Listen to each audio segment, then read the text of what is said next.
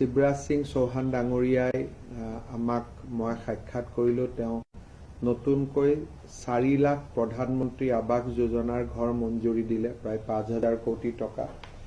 আৰু চাহ বাগিচাৰ মজদুৰসকলক আমি যেটো ইলেকশ্যনত কমিট কৰিছিলোঁ যে আমি মাটিও দিম আৰু আৱাস যোজনাৰ ঘৰো দিম, তাৰ ক্ষেত্ৰতো তেখেতে মোক চাহ বাগিচাৰ শ্ৰমিকসকলৰ বাবে 2 লাখ অতিৰিক্তকৈ ঘৰ দিয়াৰ প্ৰতিশ্ৰুতি দিলে।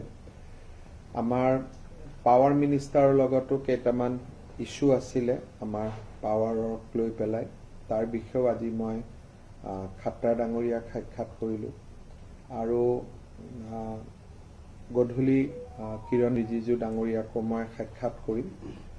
অহাকালি মই এটা দিনৰ কাৰণে মই আহমেদাবাদ যাম।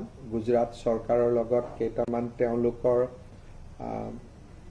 ভাল কামৰ কেইটামান প্ৰেজেণ্টেশ্যন ল'ম আৰু আলোচনা কৰিম, আৰু পৰহি ৰাতিপুৱা গুৱাহাটীলৈকে উভতি যাম।